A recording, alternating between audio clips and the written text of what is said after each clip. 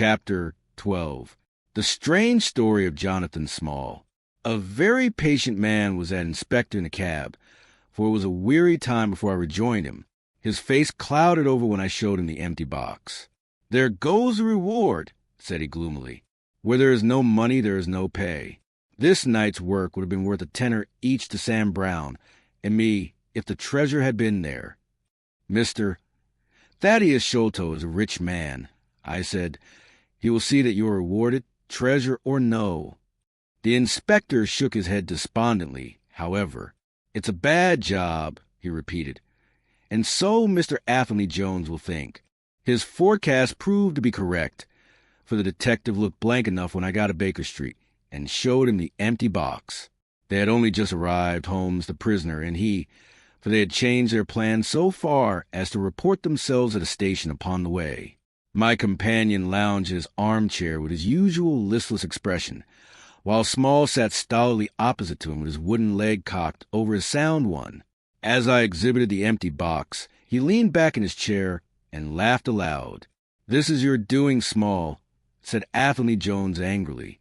"Yes, I have put it away where you shall never lay hand upon it," he cried exultantly. "It is my treasure, and if I can't have the loot, I'll take darn good care that no one else does. I tell you that no living man has any right to it, unless it is 3 men who are in the Andaman convict barracks and myself. I know now that I cannot have the use of it, and I know that they cannot. I have acted all through for them as much as for myself. It's been the sign of four with us always. Well, I know that they would have had me do just what I have done, and throw the treasure into the Thames rather than let it go to kith or kin of Sholto or Morstan. It was not to make them rich that we did for Achmet. You'll find the treasure where the key is, and where Lil Tonga is. When I saw that your launch must catch us, I put the loot away in a safe place. There are no rupees for you this journey." "You are deceiving us, Small," said Athelney Jones sternly. "If you had wished to throw the treasure into the Thames, it would have been easier for you to have thrown box and all." "Easier for me to throw, and easier for you to recover," he answered, with a shrewd, sidelong look. "The man that was clever enough to hunt me down is clever enough to pick an iron box on the bottom of a river. Now that they are scattered over 5 miles or so, it may be a harder job. It went in my heart to do it, though. I was half mad when you came up with us. However, there's no good grieving over it. I've had ups in my life, and I've had downs, but I've learned not to cry over spilled milk. This is a very serious matter, Small," said the detective. "If you had helped justice, instead of thwarting it in this way, you have had a better chance at your trial." "Justice?" snarled the ex-convict. "A pretty justice. Whose loot is this, if it is not ours? Where is the justice that I should give it up to those who have never earned it? Look how I have earned it. 20 long years in that fever-ridden swamp, all day at work under the mangrove tree, all night chained up in the filthy convict huts, bitten by mosquitoes, racked with ague, bullied by every cursed black-faced policeman who loved to take it out of a white man. That was how I earned the Agra treasure. And you talk to me of justice, because I cannot bear to feel that I have paid this price only that another may enjoy it. I would rather swing a score times, or have one of Tonga's darts in my hide, than live in a convict cell and feel that another man is at his ease in a palace with the money that should be mine." Small had dropped his mask of stoicism, and all this came out in a wild whirl of words, while his eyes blazed and the handcuffs clanked together with the impassioned movement of his hands. I could understand, as I saw the fury and the passion of the man, that it was no groundless or unnatural terror which had possessed Major Sholto when he first learned that the injured convict was upon his track. "You forget that we know nothing of all this," said Holmes quietly. "We have not heard your story, and we cannot tell how far justice may originally have been on your side." "Well, sir, you have been very fair-spoken to me, though I can see that I have you to thank that I have these bracelets upon my wrists. Still, I bear no grudge for that. It is all fair and above board. If you want to hear my story, I have no wish to hold it back. What I say to you is God's truth, every word of it. Thank you. You can put the glass beside me here, and I'll put my lips to it if I am dry. I am a Worcestershire man myself, born near Pershore. I dare say you would find a heap of Smalls living there now if you were to look. I have often thought of taking a look round there, but the truth is that I was never much of a credit to the family, and I doubt if they would be so very glad to see me.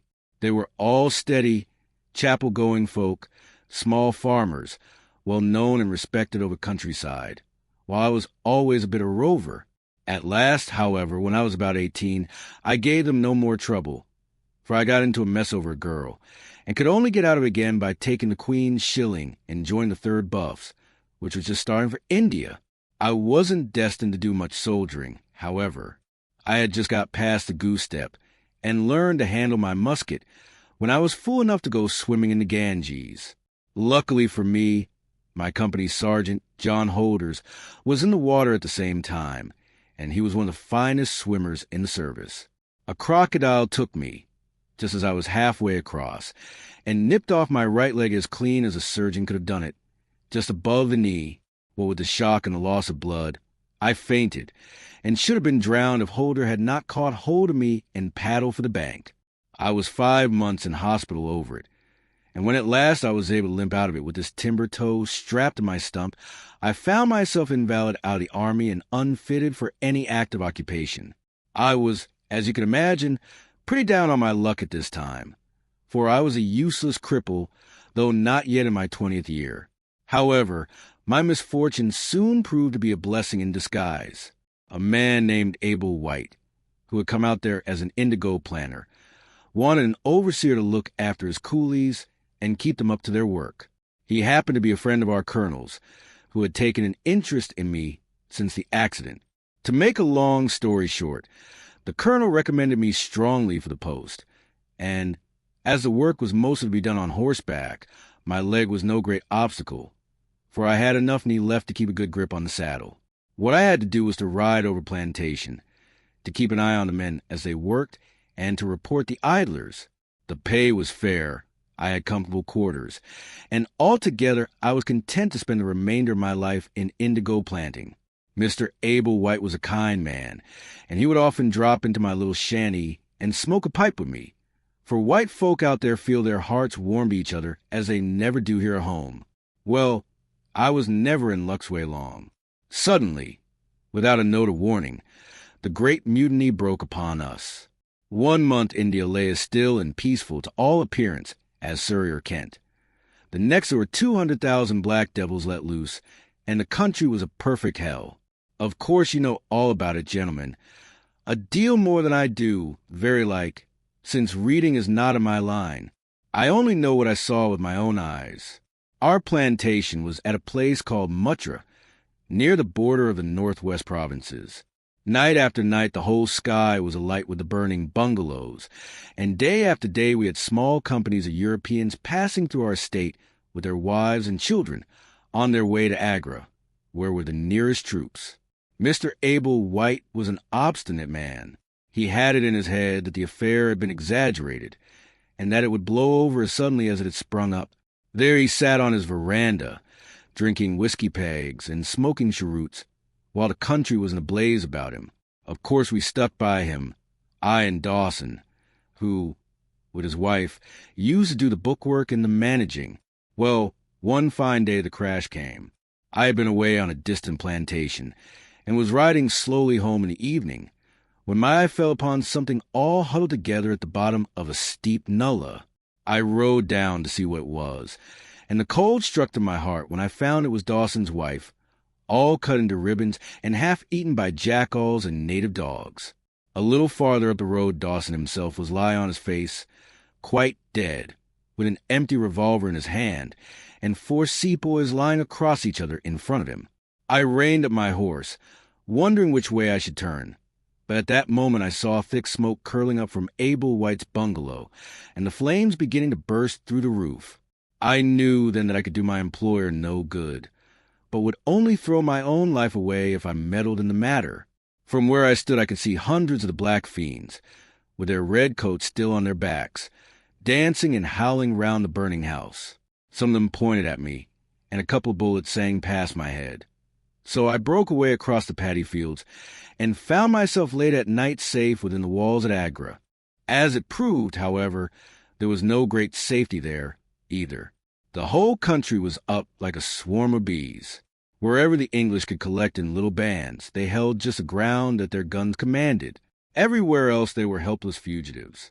It was a fight of the millions against the hundreds, and the cruelest part was that these men that we fought against, foot, horse, and gunners, were our own picked troops, whom we had taught and trained, handling our own weapons and blowing our own bugle calls.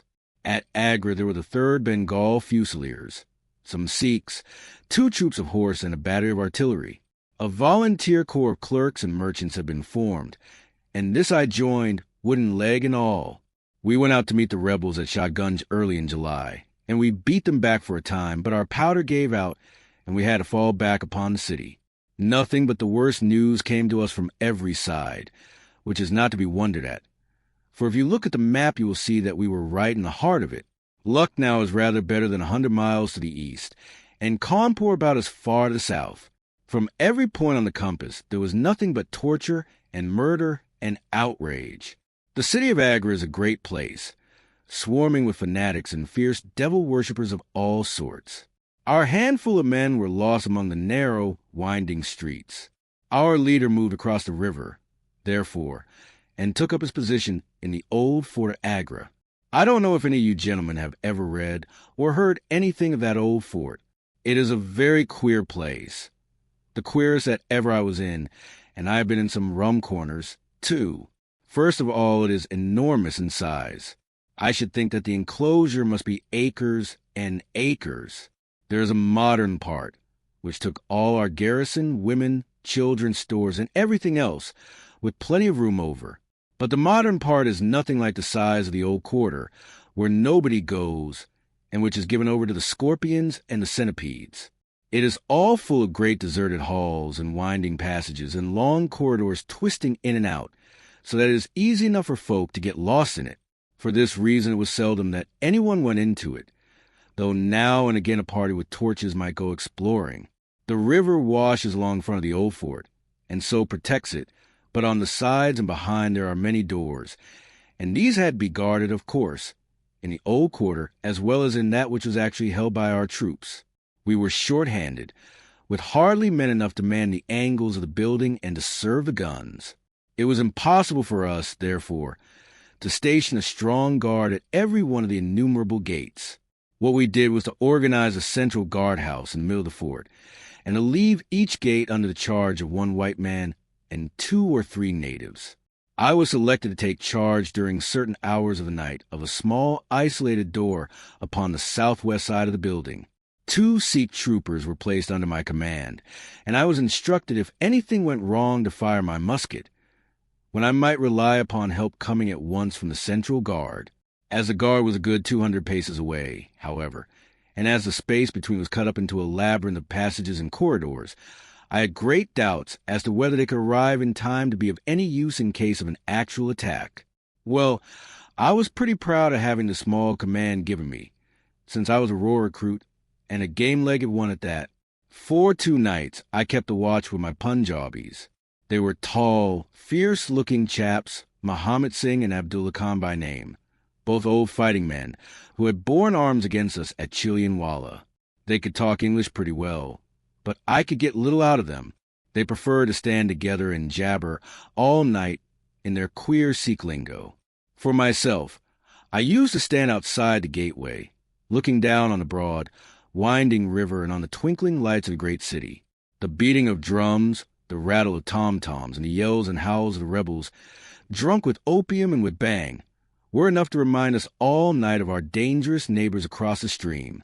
Every 2 hours the officer of the night used to come round to all the posts to make sure that all was well. The 3rd night of my watch was dark and dirty, with a small driving rain. It was dreary work standing in the gateway hour after hour in such weather. I tried again and again to make my Sikhs talk, but without much success. At 2 in the morning the rounds passed, and broke for a moment the weariness of the night. Finding that my companions would not be led into conversation, I took out my pipe and laid down my musket to strike the match. In an instant the 2 Sikhs were upon me. One of them snatched my firelock up and leveled it at my head, while the other held a great knife to my throat and swore between his teeth that he would plunge it into me if I moved a step. My first thought was that these fellows were in league with the rebels, and that this was the beginning of an assault. If our door were in the hands of the sepoys, the place must fall, and the women and children be treated as they were in Cawnpore. Maybe you gentlemen think that I am just making out a case of myself, but I give you my word that when I thought of that, though I felt the point of the knife at my throat, I opened my mouth with the intention of giving a scream. If it was my last one, which might alarm the main guard. The man who held me seemed to know my thoughts, for even as I braced myself to it, he whispered, "Don't make a noise. The fort is safe enough. There are no rebel dogs on this side of the river." There was a ring of truth in what he said, and I knew that if I raised my voice, I was a dead man. I could read it in the fellow's brown eyes. I waited, therefore, in silence, to see what it was that they wanted from me. "Listen to me, Sahib," said the taller and fiercer of the pair, the one whom they called Abdullah Khan. "You must either be with us now, or you must be silenced forever. The thing is too great a one for us to hesitate. Either you are heart and soul with us on your oath on the cross of the Christians, or your body this night shall be thrown into the ditch, and we shall pass over to our brothers in the rebel army.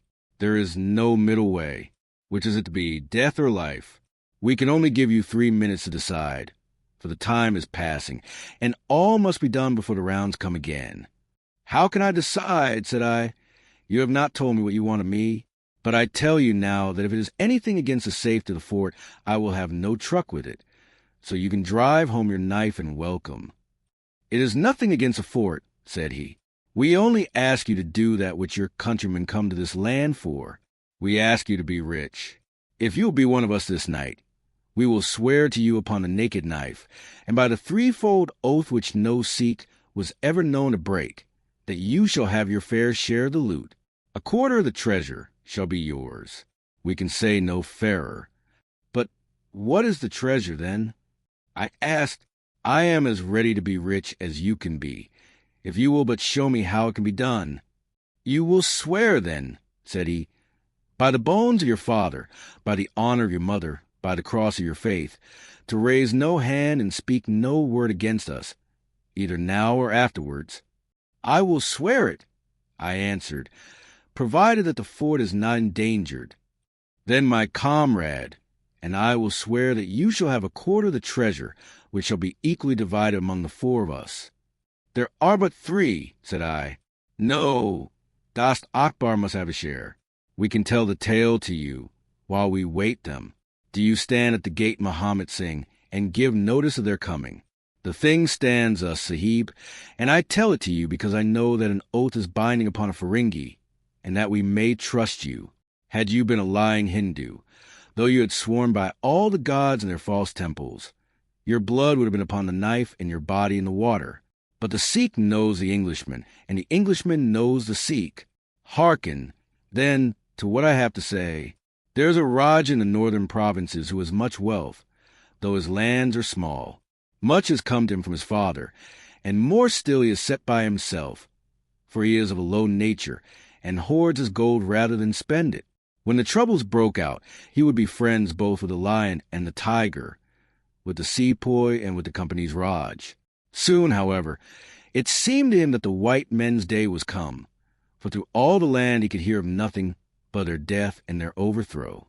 Yet, being a careful man, he made such plans that, come what might, half at least of his treasure should be left to him. That which was in gold and silver he kept by him in the vaults of his palace, but the most precious stones and the choicest pearls he put in an iron box, and sent it by a trusty servant who, under the guise of a merchant, should take it to the fort at Agra, there to lie until the land is at peace. Thus, if the rebels won, he would have his money, but if the company conquered, his jewels would be saved to him. Having thus divided his hoard, he threw himself into the cause of the sepoys, since they were strong upon his borders. By his doing this, mark you, Sahib, his property becomes the due of those who have been true to their salt. This pretended merchant, who travels under the name of Ahmed, is now in the city of Agra, and desires to gain his way into the fort. He has with him as traveling companion my foster brother Dost Akbar, who knows his secret. Dost Akbar has promised this night to lead him to a side posting of the fort, and has chosen this one for his purpose. Here he will come presently, and here he will find Muhammad Singh and myself awaiting him. The place is lonely, and none shall know of his coming. The world shall know of the merchant Achmet no more, but the great treasure of the Rajah shall be divided among us. What say you to it, Sahib? In Worcestershire the life of a man seems a great and a sacred thing, but it is very different when there is fire and blood all round you, and you have been used to meeting death at every turn. Whether Achmet the merchant lived or died was a thing as light as air to me, but at the talk about the treasure my heart turned to it, and I thought of what I might do in the old country with it, and how my folk would stare when they saw their inner Doyle coming back with his pockets full of gold moidores. I had, therefore, already made up my mind. Abdullah Khan, however, thinking that I hesitated, pressed the matter more closely. "Consider, Sahib," said he, "that if this man is taken by the commandant, he will be hung or shot, and his jewels taken by the government, so that no man will be a rupee the better for them. Now, since we do the taking of him, why should we not do the rest as well? The jewels will be as well with us as in the company's coffers. There will be enough to make every one of us rich men and great chiefs. No one can know about the matter, for here we are cut off from all men. What could be better for the purpose? Say again, then, Sahib, whether you are with us, or if we must look upon you as an enemy." "I am with you heart and soul," said I. "It is well," he answered, handing me back my firelock. "You see that we trust you, for your word, like ours, is not to be broken. We have now only to wait for my brother and the merchant. Does your brother know, then, of what you will do?" I asked. "The plan is his. He has devised it. We will go to the gate and share the watch with Muhammad Singh." The rain was still falling steadily, for it was just the beginning of the wet season. Brown, heavy clouds were drifting across the sky, and it was hard to see more than a stone cast. A deep moat lay in front of our door, but the water was in places nearly dried up, and it could easily be crossed. It was strange to me to be standing there with those two wild Punjabis waiting for the man who was coming to his death. Suddenly my eye caught the glint of a shaded lantern at the other side of the moat. It vanished among the mound heaps, and then appeared again, coming slowly in our direction. "Here they are," I exclaimed. "You will challenge him, Sahib, as usual," whispered Abdullah. "Give him no cause for fear. Send us in with him, and we shall do the rest while you stay here on guard. Have a lantern ready to uncover, that we may be sure that it is indeed the man." The light had flickered onwards, now stopping and now advancing, until I could see two dark figures upon the other side of the moat. I let them scramble down the sloping bank, splash through the mire, and climb halfway up to the gate before I challenged them. "Who goes there?" said I in a subdued voice. "Friends," came the answer. I uncovered my lantern and threw a flood of light upon them. The first was an enormous Sikh, with a black beard which swept nearly down to his cummerbund. Outside of the show, I have never seen so tall a man. The other was a little fat, round fellow, with a great yellow turban and a bundle in his hand, done up in a shawl. He seemed to be all in a quiver with fear, for his hands twitched as if he had the ague, and his head kept turning to left and right with two bright little twinkling eyes, like a mouse when he ventures out from his hole. It gave me the chills to think of killing him, but I thought of the treasure, and my heart set as hard as a flint within me. When he saw my white face, he gave a little chirp of joy, and came running up towards me. "Your protection, Sahib," he panted. "Your protection for the unhappy merchant Achmet. I have traveled across Rajputana, that I might seek the shelter of the fort at Agra. I have been robbed and beaten and abused because I have been a friend of the company. It is a blessed night this, when I am once more in safety, I and my poor possessions. What have you in the bundle?" I asked. "An iron box," he answered, "which contains one or two little family matters which are no value to others, but which I should be sorry to lose. Yet I am not a beggar, and I shall reward you, young Sahib, and your governor also, if he will give me the shelter I ask." I could not trust myself to speak longer with the man. The more I looked at his fat, frightened face, the harder did it seem that we should slay him in cold blood. It was best to get it over. "Take him to the main guard," said I. The 2 Sikhs closed in upon him on each side, and the giant walked behind, while they marched into the dark gateway. Never was a man so compassed round with death. I remained at the gateway with the lantern. I could hear the measured tramp of their footsteps sounding through the lonely corridors. Suddenly it ceased, and I heard voices and a scuffle with the sound of blows. A moment later there came, to my horror, a rush of footsteps coming in my direction, with a loud breathing of a running man. I turned my lantern down the long, straight passage, and there was a fat man, running like the wind, with a smear of blood across his face, and close at his heels, bounding like a tiger, the great black-bearded Sikh, with a knife flashing in his hand. I have never seen a man run so fast as that little merchant. He was gaining on the Sikh, and I could see that if he once passed me and got to the open air, he would save himself yet. My heart softened him, but again the thought of his treasure turned me hard and bitter. I cast my firelock between his legs as he raced past, and he rolled twice over like a shot rabbit. Ere he could stagger to his feet, the Sikh was upon him, and buried his knife twice in his side. The man never uttered moan nor moved muscle, but lay where he had fallen. I think myself that he may have broken his neck with the fall. You see, gentlemen, that I am keeping my promise. I am telling you every word of the business, just exactly as it happened, whether it is in my favor or not. He stopped and held out his manacled hands for the whiskey and water, which Holmes had brewed for him. For myself, I confess that I had now conceived the utmost horror of the man, not only for this cold-blooded business in which he had been concerned, but even more for the somewhat flippant and careless way in which he narrated it. Whatever punishment was in store for him, I felt that he might expect no sympathy from me. Sherlock Holmes and Jones sat with their hands upon their knees, deeply interested in the story, but with the same disgust written upon their faces. He may have observed it, for there was a touch of defiance in his voice and manner as he proceeded. "It was all very bad, no doubt," said he. "I should like to know how many fellows in my shoes would have refused a share of this loot, when they knew that they would have their throats cut for their pains.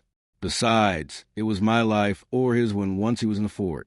If he had got out, the whole business would come to light, and I should have been court-martialed and shot as likely as not, for people were not very lenient at a time like that."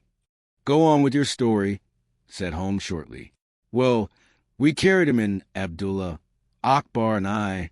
A fine weight he was, too, for all that he was so short. Muhammad Singh was left to guard the door. We took him to a place which the Sikhs had already prepared. It was some distance off, where a winding passage leads to a great empty hall, the brick walls of which were all crumbling to pieces. The earth floor had sunken at one place, making a natural grave, so we left Achmet the merchant there, having first covered him over with loose bricks. This done, we all went back to the treasure. It lay where he had dropped it when he was first attacked. The box was the same which now lies open upon your table. A key was hung by a silken cord to that carved handle upon the top. We opened it, and the light of the lantern gleamed upon a collection of gems, such as I have read of and thought about when I was a little lad at Pershore. It was blinding to look upon them. When we had feasted our eyes, we took them all out and made a list of them. There were 143 diamonds of the first water, including one which has been called, I believe, the Great Mogul, and is said to be the second largest stone in existence. Then there were 97 very fine emeralds and 170 rubies, some of which, however, were small. There were 40 carbuncles, 210 sapphires, 61 agates, and a great quantity of beryls, onyxes, cat's eyes, turquoises, and other stones, the very names of which I did not know at the time, though I have become more familiar with them since. Besides this, there were nearly 300 very fine pearls, 12 of which were set in a gold coronet. By the way, these last had been taken out of the chest, and were not there when I recovered it. After we had counted our treasures, we put them back into the chest, and carried them to the gateway to show them to Muhammad Singh. Then we solemnly renewed our oath to stand by each other, and be true to our secret. We agreed to conceal our loot in a safe place until the country should be at peace again, and then to divide it equally among ourselves. There was no use dividing it at present, for if gems of such value were found upon us, it would cause suspicion, and there was no privacy in the fort nor any place where we could keep them. We carried the box, therefore, into the same hall where we had buried the body, and there, under certain bricks in the best-preserved wall, we made a hollow and put our treasure. We made careful note of the place, and next day I drew 4 plans, one for each of us, and put the sign of the 4 of us at the bottom, for we had sworn that we should each always act for all, so that none might take advantage. That is an oath that I can put my hand to my heart and swear that I have never broken. Well, there's no use my telling you, gentlemen, what came of the Indian Mutiny. After Wilson took Delhi and Sir Colin relieved, Lucknow, the back of the business, was broken. Fresh troops came pouring in, and Nana Sahib made himself scarce over frontier. A flying column under Colonel Grade came round Agra and cleared the Pandies away from it. Peace seemed to be settling upon the country, and we 4 were beginning to hope that the time was at hand when we might safely go off with our shares of the plunder. In a moment, however, our hopes were shattered by our being arrested as the murderers of Achmet. It came about in this way. When the Rajah put his jewels into the hands of Achmet, he did it because he knew that he was a trusty man. They are suspicious folk in the East, however. So what does this Rajah do but take a second, even more trusty servant, and set him to play the spy upon the first? This second man was ordered never to let Achmet out of sight, and he followed him like his shadow. He went after him that night, and saw him pass through the doorway.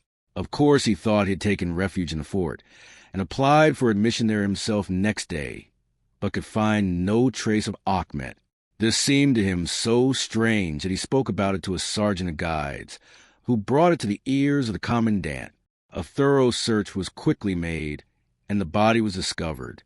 Thus, at the very moment that we thought that all was safe, we were all 4 seized and brought to trial on a charge of murder. 3 of us because we had held the gate that night, and the 4th because he was known to be in the company of the murdered man.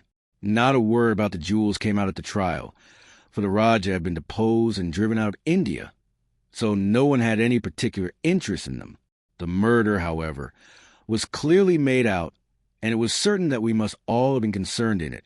The 3 Sikhs got penal servitude for life, and I was condemned to death, though my sentence was afterwards commuted into the same as the others. It was rather a queer position that we found ourselves in then. There we were all 4 tied by the leg and with precious little chance of ever getting out again, while we each held a secret which might have put each of us in a palace, if we could only have made use of it. It was enough to make a man eat his heart out to have to stand the kick and the cuff of every petty jack in office, to have rice to eat and water to drink, when that gorgeous fortune was ready for him outside, just waiting to be picked up. It might have driven me mad, but I was always a pretty stubborn one, so I just held on and bided my time. At last it seemed to me to have come. I was changed from Agra to Madras, and from there to Blair Island in the Andamans. There are very few white convicts at this settlement, and, as I had behaved well from the first, I soon found myself a sort of privileged person.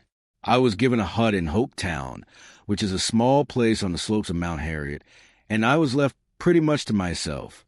It is a dreary, fever-stricken place, and all beyond our little clearings was infested with wild cannibal natives, who were ready enough to blow a poisoned dart at us if they saw a chance. There was digging and ditching and yam planting, and a dozen other things to be done. So we were busy enough all day, though in the evening we had a little time to ourselves. Among other things, I learned to dispense drugs with the surgeon, and picked up a smattering of his knowledge. All the time I was on the lookout for a chance of escape, but it is hundreds of miles from any other land, and there is little or no wind in those seas. So it was a terribly difficult job to get away. The surgeon, Dr. Somerton, was a fast, sporting young chap, and the other young officers would meet in his rooms of an evening and play cards. The surgery, where I used to make up my drugs, was next to his sitting room, with a small window between us. Often, if I felt lonesome, I used to turn out the lamp in the surgery, and then, standing there, I could hear their talk and watch their play. I am fond of a hand at card myself, and it was almost as good as having one to watch the others. There was Major Sholto, Captain Morstan, and Lieutenant Bromley Brown, who were in command of the native troops, and there was the surgeon himself, and 2 or 3 prison officials, crafty old hands who played a nice sly safe game. A very snug little party they used to make. Well, there was one thing which very soon struck me, and that was that the soldiers used always to lose and civilians to win. Mind, I don't say there was anything unfair, but so it was. These prison chaps had done little else than play cards ever since they had been at the Andamans, and they knew each other's game to a point, while the others just played to pass the time and threw their cards down anyhow. Night after night, the soldiers got up poorer men, and the poorer they got, the more keen they were to play. Major Sholto was the hardest hit. He used to pay in notes and gold at first, but soon it came in notes of hand and for big sums. He sometimes would win for a few deals, just to give him heart, and then the luck would set in against him worse than ever. All day he would wander about as black as thunder, and he took to drinking a deal more than was good for him. One night he lost even more heavily than usual. I was sitting in my hut when he and Captain Morstan came stumbling along on the way to their quarters. They were bosom friends, those two, and never far apart. The Major was raving about his losses. "It's all up, Morstan," he was saying as they passed my hut. "I shall have to send him my papers. I am a ruined man." "Nonsense, old chap," said the other, slapping him upon the shoulder. "I've had a nasty face of myself, but—" That was all I could hear, but it was enough to set me thinking. A couple of days later, Major Sholto was strolling on the beach, so I took the chance of speaking to him. "I wish to have your advice, Major," said I. "Well, Small, what is it?" he asked, taking his cheroot from his lips. "I wanted to ask you, sir," said I, "who is the proper person to whom hidden treasure should be handed over? I know where $500,000 worth lies, and, as I cannot use it myself, I thought perhaps the best thing that I could do would be to hand over to the proper authorities, and then perhaps they would get my sentence shortened for me." "$500,000, Small," he gasped, looking hard at me to see if I was in earnest. "Quite that, sir, in jewels and pearls. It lies there ready for anyone. And the queer thing about it is that the real owner is outlawed and cannot hold property, so that it belongs to the first comer. To government, Small," he stammered, "to government." But he said it in a halting fashion, and I knew in my heart that I got him. "You think, then, sir, that I should give the information to the Governor-General?" said I quietly. Well, you must not do anything rash, or that you might repent. Let me hear all about it. Small, give me the facts." I told him the whole story, with small changes, so that he could not identify the places. When I had finished, he stood stock still and full of thought. I could see by the twitch of his lip that there was a struggle going on within him. "This is a very important matter, Small," he said at last. "You must not say a word to anyone about it, and I shall see you again soon." 2 nights later, he and his friend, Captain Morstan, came to my hut in the dead of the night with a lantern. "I want you just to let Captain Morstan hear that story from your own lips, Small," said he. I repeated it as I had told it before. "It rings true, said he. "It's good enough to act upon." Captain Morstan nodded. "Look here, Small," said the Major. "We have been talking it over, my friend here and I, and we have come to the conclusion that this secret of yours is hardly a government matter, after all, but is a private concern of your own, which of course you have the power of disposing of as you think best. Now the question is, what price would you ask for it? We might be inclined to take it up and at least look into it, if we could agree as to terms." He tried to speak in a cool, careless way, but his eyes were shining with excitement and greed. "Why, as to that, gentlemen," I answered, trying also to be cool, but feeling as excited as he did, "there is only one bargain which a man in my position can make. I shall want you to help me to my freedom, and to help my 3 companions to theirs. We shall then take you into partnership, and give you a 5th share to divide between you." "Hum," said he, "a 5th share? That is not very tempting." "It would come to 50,000 apiece," said I. "But how can we gain your freedom? You know very well that you ask an impossibility." "Nothing of the sort," I answered. "I have thought it all out to the last detail. The only bar to our escape is that we can get no boat fit for the voyage, and no provisions to last us for so long a time. There are plenty of little yachts and yawls at Calcutta or Madras, which would serve our turn well. Do you bring one over? We shall engage to get aboard her by night, and if you will drop us on any part of the Indian coast, you will have done your part of the bargain." "If there were only one," he said. "None or all," I answered. "We have sworn it. The four of us must always act together." "You see, Morstan," said he, "Small is a man of his word. He does not flinch from his friends. I think we may very well trust him." "It's a dirty business," the other answered. "Yet, as you say, the money will save our commissions handsomely." "Well, Small," said the Major, "we must, I suppose, try and meet you. We must first, of course, test the truth of your story. Tell me where the box is hid, and I shall get leave of absence and go back to India in the monthly relief boat to inquire into the affair." "Not so fast," said I, growing colder as he got hot. "I must have the consent of my 3 comrades. I tell you that it is 4 or none with us." "Nonsense," he broke in. "What have 3 black fellows to do with our agreement?" "Black or blue," said I. "They are in with me, and we all go together." Well, the matter ended by a second meeting, at which Muhammad Singh Abdullah Khan and Dost Akbar were all present. We talked the matter over again, and at last we came to an arrangement.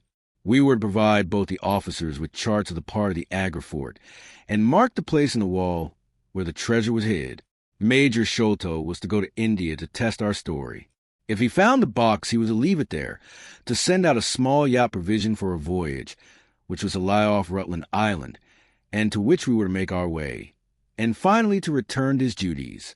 Captain Morstan was then to apply for leave of absence, to meet us at Agra, and there we were to have a final division of the treasure, he taking the Major's share as well as his own. All this we sealed by the most solemn oaths that the mind could think or the lips utter. I sat up all night with paper and ink, and by the morning I had the 2 charts all ready, signed with the sign of 4, that is, of Abdullah, Akbar, Muhammad, and myself. Well, gentlemen, I weary you with my long story, and I know that my friend Mr. Jones is impatient to get me safely stowed in Choki.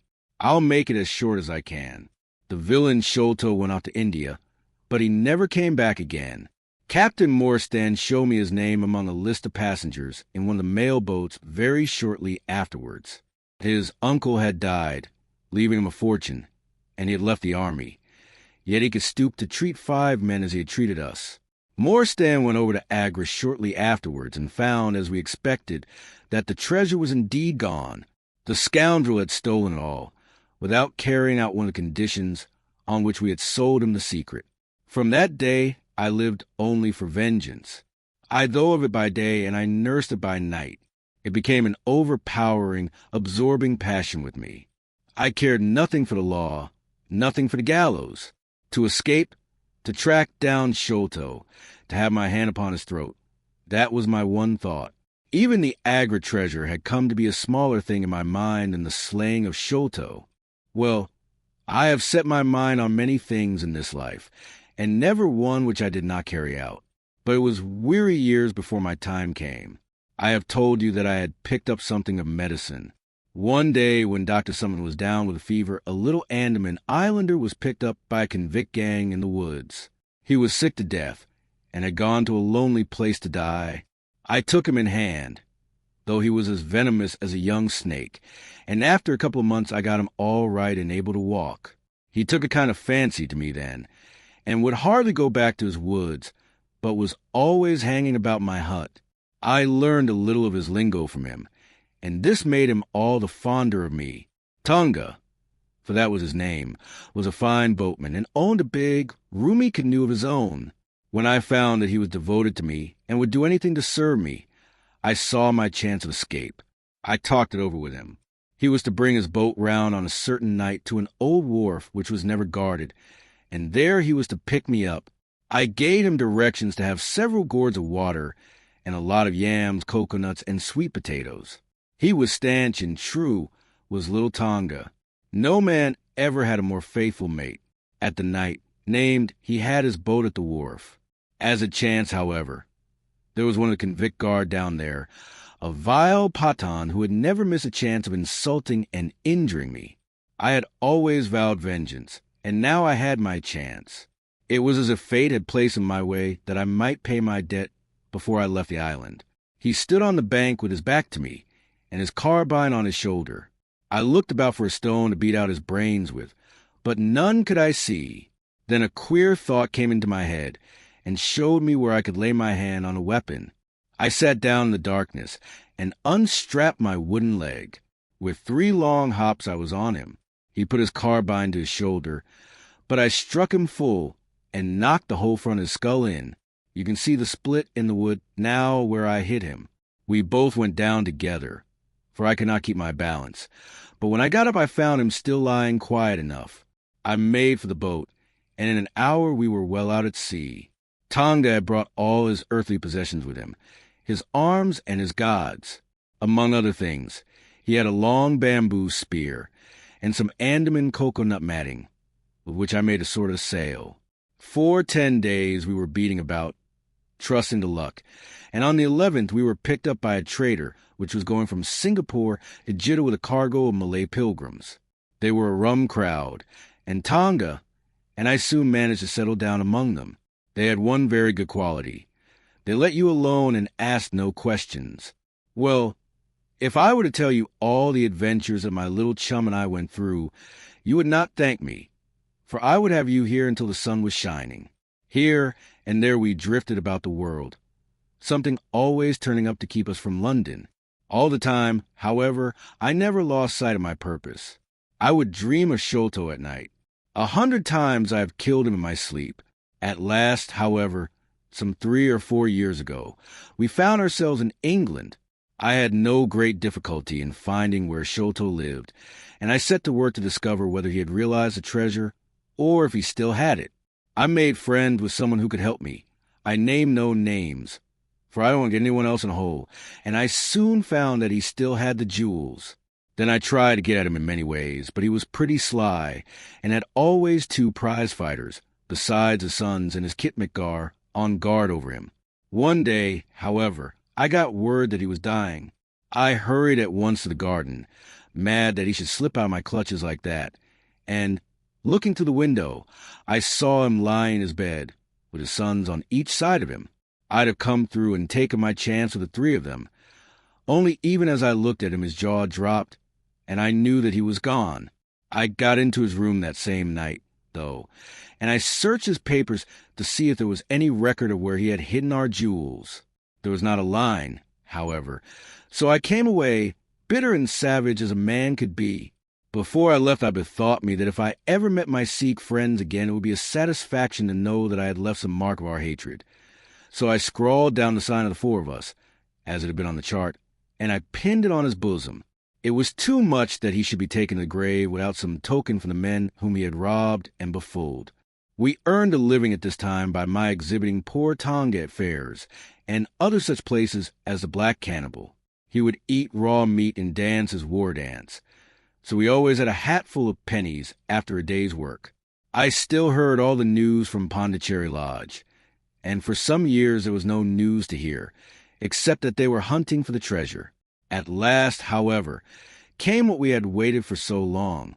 The treasure had been found. It was up at the top of the house, in Mr. Bartholomew Sholto's chemical laboratory. I came at once and had a look at the place, but I could not see how, with my wooden leg, I was to make my way up to it. I learned, however, about a trapdoor and roof, and also about Mr. Sholto's supper hour. It seemed to me that I could manage the thing easily through Tonga. I brought him out with me with a long rope wound round his waist. He could climb like a cat, and he soon made his way through the roof, but, as ill luck would have it, Bartholomew Sholto was still in the room, to his cost. Tonga thought he had done something very clever in killing him, for when I came up by the rope, I found him strutting about as proud as a peacock. Very much surprised was he when I made at him with the rope's end, and cursed him for a little bloodthirsty imp. I took the treasure box and let it down, and then slid down myself, having first left the sign of the 4 upon the table, to show that the jewels had come back at last to those who had most right to them.